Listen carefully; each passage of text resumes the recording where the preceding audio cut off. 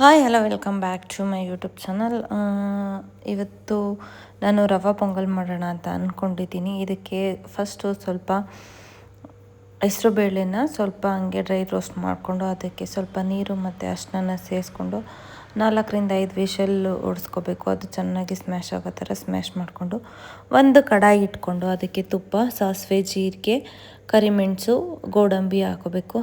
ನಂತರ ಅದು brown colour ಆದಮೇಲೆ ಸ್ವಲ್ಪ ಹಸಿಮೆಣ್ಸಿನ್ಕಾಯಿ, ಕೊತ್ತಂಬರಿ, ಕರಿಬೇವು, ನಾವು ತುರಿದಿಟ್ಕೊಂಡಿರೋ ಅಂತಹ ಜಿಂಜರ್ನ ಹಾಕ್ಕೊಂಡು ಅದಕ್ಕೆ ರವೆನ ನಾವು ಸೇರಿಸ್ಕೋಬೇಕು. ರವೆ ಸೇರಿಸ್ಕೊಂಡಾದಮೇಲೆ ಅದಕ್ಕೆ ಏನು ನಾವು ವಿಷಲ್ ಕೂಗಿಸ್ಕೊಂಡಿದ್ದಂತಹ ಹೆಸರು ಬೇಳೆನ ಸೇರಿಸ್ಬೇಕು. ಲಾಸ್ಟಿಗೆ ಕೊತ್ತಂಬರಿ ಮತ್ತು ತೆಂಗಿನಕಾಯಿನ ಸೇರಿಸಿ ಇದನ್ನು ಚಟ್ನಿ ಜೊತೆಗೆ ತಿಂದರೆ ತುಂಬಾ ಚೆನ್ನಾಗಿರುತ್ತೆ. ಇದು ಬೆಳಗಿನ ಬ್ರೇಕ್ಫಾಸ್ಟು. ಹಾಗೆಯೇ ಇನ್ಸ್ಟೆಂಟಾಗಿ ನಾವು ಉಪ್ಪಿನಕಾಯಿ ಮಾಡ್ಕೋಬೇಕಂದ್ರೆ 3-4 ಮಾವಿನಕಾಯಿ ತೊಗೊಂಡು ಈ ಥರ ಸ್ಲೈಸಾಗಿ ತುರ್ಕೋಬೇಕು. ನೆಕ್ಸ್ಟು ಅದನ್ನು ಕಟ್ ಮಾಡಿಕೊಂಡು ಅದಕ್ಕೆ ಸ್ವಲ್ಪ ಅರಿಶಿನ, ಚಿಲ್ಲಿ ಪೌಡ್ರು, ಉಪ್ಪು ಸೇರಿಸ್ಕೊಂಡು ಸ್ವಲ್ಪ ಮಿಕ್ಸ್ ಮಾಡ್ಕೋಬೇಕು. ಮಿಕ್ಸ್ ಮಾಡ್ಕೊಂಡ ನಂತರ ಒಂದು ಏನು ಒಗ್ಗರಣೆ ಹಾಕೊಳ್ಳೋ ಅಂಥದ್ದು ಚಿಕ್ಕದು ಪ್ಯಾನಿಗೆ ಸ್ವಲ್ಪ ಎಣ್ಣೆ, ಸಾಸಿವೆ ಮತ್ತು ಕಟ್ ಮಾಡ್ಕೊಂಡಿರೋ ಅಂಥ ಬೆಳ್ಳುಳ್ಳಿನ ಸೇರಿಸ್ಕೊಂಡು ಅದನ್ನು ಫ್ರೈ ಮಾಡಿಕೊಂಡು ಈ ಉಪ್ಪಿನಕಾಯಿಗೆ ಸೇರಿಸೋದ್ರಿಂದ ಇನ್ಸ್ಟೆಂಟಾಗಿ ಮ್ಯಾಂಗೋ ಉಪ್ಪಿನಕಾಯಿನೂ ರೆಡಿ ಆಗುತ್ತೆ. ನೀವು ಇದನ್ನು ಚಿತ್ರಾನ್ನ ಜೊತೆಗಿರ್ಬೋದು, ಮೊಸರನ್ನ ಜೊತೆಗಿರ್ಬೋದು ತಿನ್ನೋದಕ್ಕೆ ತುಂಬಾ ಚೆನ್ನಾಗಿರುತ್ತೆ. ಹಾಗೆಯೇ ಇವಾಗ ಸಮ್ಮರ್ ಟೈಮ್ ಆಗಿರೋದ್ರಿಂದ ಬಿಸಿಲು ಹೆವಿ ಆಗಿರೋದ್ರಿಂದ ಸೋಡಾ ಮಾಡ್ಕೊಳ್ಳೋಣ ಅಂತ 4 ಹಸಿಮೆಣ್ಸಿನ್ಕಾಯಿ, ಸ್ವಲ್ಪ ಶುಂಠಿ, ಸ್ವಲ್ಪ ನಿಂಬೆಹಣ್ಣು, ಸ್ವಲ್ಪ ಪುದೀನ, ಸ್ವಲ್ಪ ಸಕ್ಕರೆ, ಸ್ವಲ್ಪ ಜೀರಿಗೆ ಪುಡಿ, ಸ್ವಲ್ಪ ಉಪ್ಪು ಸೇರಿಸ್ಕೊಂಡು ಅದನ್ನು ಪೇಸ್ಟ್ ಮಾಡ್ಕೋಬೇಕು.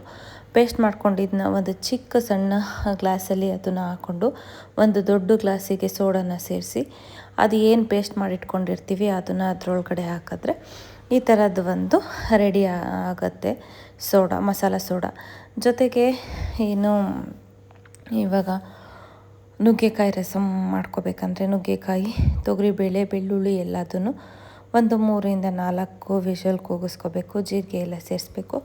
ಕರಿಮೆಣಸು ಸೇರಿಸಿ ವಿಷಲ್ ಹೊಡೆಸ್ಕೊಂಡು ಉಪ್ಪು ಹಾಕಿ ನಂತರ ಅದನ್ನು ಚೆನ್ನಾಗಿ ಸ್ಮ್ಯಾಶ್ ಮಾಡಿಕೊಂಡು ಅದರದ್ದು ಏನು ಕಡ್ಡಿ ಇದೆಲ್ಲ ಬರುತ್ತಲ್ಲ ಅದನ್ನೆಲ್ಲ ಸಪ್ರೇಟ್ ಮಾಡಿಕೊಂಡು ಇದೇನು ರಸ ಥರ ತಿಳಿ ಉಳಿದಿರುತ್ತಲ್ಲ ಇದಕ್ಕೆ ನಾವು ಸ್ವಲ್ಪ ಎಣ್ಣೆ, ಸಾಸಿವೆ, ಜೀರಿಗೆ, ಕರಿಬೇವು, ಒಣಮೆಣಸಿನ್ಕಾಯಿ ಹಾಕಿ ಇದಕ್ಕೆ ಒಂದು ಒಗ್ಗರಣೆ ನಾವು ಮಾಡಿಟ್ಕೊಂಡಿರೋ ಅಂಥ ಸ್ಮ್ಯಾಶ್ ಮಾಡ್ಕೊಂಡಿರೋ ಅಂತಹದನ್ನು ಸೇರಿಸಿ ಅದಕ್ಕೆ ಸ್ವಲ್ಪ ನಿಂಬೆಹಣ್ಣು, ಸ್ವಲ್ಪ ಕೊತ್ತಂಬರಿ ಸೇರಿಸಿದ್ರೆ ಬಿಸಿ ಅನ್ನದ ಜೊತೆಗೆ ರಸಮ್ಮು ತುಂಬಾ ಚೆನ್ನಾಗಿರುತ್ತೆ. ಇದಕ್ಕೆ ನೀವು ತುಪ್ಪ ಅಂತೂ ಹಾಕೊಂಡ್ರೆ ಇನ್ನೂ ತಿನ್ನಬೇಕಂತ ಅನಿಸುತ್ತೆ. ನಿಮಗೇನಾದ್ರೂ ಇದೇ ಥರ ಮಾಡ್ಕೋಬೇಕಂದ್ರೆ ಒಂದು ಸಲ ಮಾಡ್ಕೊಳ್ಳಿ. ಈವ್ನಿಂಗ್ಗೆ ಸ್ನ್ಯಾಕ್ಸಿಗೆ ಪೀನಟ್ ಮಸಾಲ ಮಾಡ್ಕೋಬೇಕಂದ್ರೆ ಫಸ್ಟು ಪೀನಟ್ಸ್ನ ಚೆನ್ನಾಗಿ ಡ್ರೈ ರೋಸ್ಟ್ ಮಾಡ್ಕೊಳ್ಳಿ. ಅಂದರೆ ಸ್ವಲ್ಪ ಕ್ರಿಸ್ಪಿಯಾಗಿ ಚೆನ್ನಾಗಿ ಅನಿಸ್ಬೇಕು. ಹಸಿ ಇದ್ದರೆ ಅಷ್ಟು ಚೆನ್ನಾಗಿರಲ್ಲ. ಇದನ್ನು ಚೆನ್ನಾಗಿ ಸ್ವಲ್ಪ ಆರಿದ್ಮೇಲೆ ತಣ್ಣಗಾದ್ಮೇಲೆ ಅದನ್ನು ಎಲ್ಲದನ್ನು ಮೇಲ್ಗಡೆ ಇರೋ ಸಿಪ್ಪೆ ಎಲ್ಲ ತೆಗೆದು ನೀಟಾಗಿ ಮಾಡ್ಕೊಳ್ಳಿ. ಒಂದು ಪ್ಯಾನಿಗೆ ಸ್ವಲ್ಪ ಎಣ್ಣೆ ಮತ್ತು ಅರಿಶಿನ, ಸ್ವಲ್ಪ ಚಿಲ್ಲಿ ಪೌಡ್ರನ್ನ ಸೇರಿಸ್ಕೊಂಡು ಇವಾಗ ಏನು ಪೀನಟ್ನ ರೋಸ್ಟ್ ಮಾಡ್ಕೊಂಡಿರ್ತೀರ ಅದನ್ನು ಮಿಕ್ಸ್ ಮಾಡ್ಕೊಳ್ಳಿ. ಅದಕ್ಕೆ ಕಟ್ ಮಾಡ್ಕೊಂಡಿರೋ ಅಂಥ ಈರುಳ್ಳಿ, ಟೊಮೊಟೊ, ಕೊತ್ತಂಬರಿ ಮತ್ತು ಸ್ವಲ್ಪ ಲೆಮನ್ ಹಾಕ್ಕೊಂಡು ಅದಕ್ಕೆ ಚಾಟ್ ಮಸಾಲ ಹಾಕಿ ಮಿಕ್ಸ್ ಮಾಡಿಕೊಂಡ್ರೆ ತುಂಬಾ ಚೆನ್ನಾಗಿ. ಹಾಗೆಯೇ ಇದು ಅಕ್ಷಯ ತೃತೀಯದ್ದು ಬೆಳಗ್ಗೆ ಪೂಜೆ ಮಾಡಿರೋದು.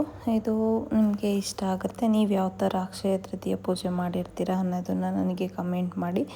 ಇದಕ್ಕೆ ನೀವು ಅಕ್ಷಯ ಪಾತ್ರೆ ಅಂತಲೂ ನೀವು ಮಾಡ್ಬೋದು. ಒಂದು ಮಡಕೆ ತೊಗೊಂಡು ಬಂದು ಅದಕ್ಕೆ ಉಪ್ಪು, ಗೋಮತಿ ಚಕ್ರ ಮತ್ತು ಏಲಕ್ಕಿ, ಲವಂಗ ಮತ್ತು ದಿನಸಿ ಧಾನ್ಯ, ಬಟ್ಲಡ್ಕೆ ಎಲ್ಲ ಸೇರಿಸಿ ನೀವು ಪೂಜೆ ಮಾಡಿ ಅದನ್ನು ನೆಕ್ಸ್ಟ್ ವರ್ಷನೇ ತೆಗಿಬೇಕು.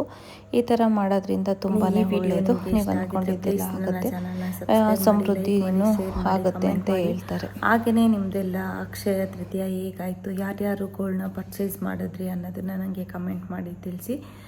ಈ ಅಕ್ಷಯ ತೃತೀಯದಲ್ಲಿ ಗೋಲ್ಡ್ ಒಂದೇ ಅಲ್ಲ, ನೀವು ಉಪ್ಪಿರ್ಬೋದು, ದಿನಸಿ ಧಾನ್ಯಗಳನ್ನ ನೀವು ಪರ್ಚೇಸ್ ಮಾಡೋದ್ರಿಂದ ಮನೆಗೆ ತರೋದ್ರಿಂದ ಸುಖ, ಶಾಂತಿ, ಸಮೃದ್ಧಿ ಆಗುತ್ತೆ ಅಂತ ಹೇಳ್ತಾರೆ. ಸೊ ಇದಾಗಿತ್ತು ನನ್ನ ಒಂದು ಸಿಂಪಲ್ ವಿಡಿಯೋ.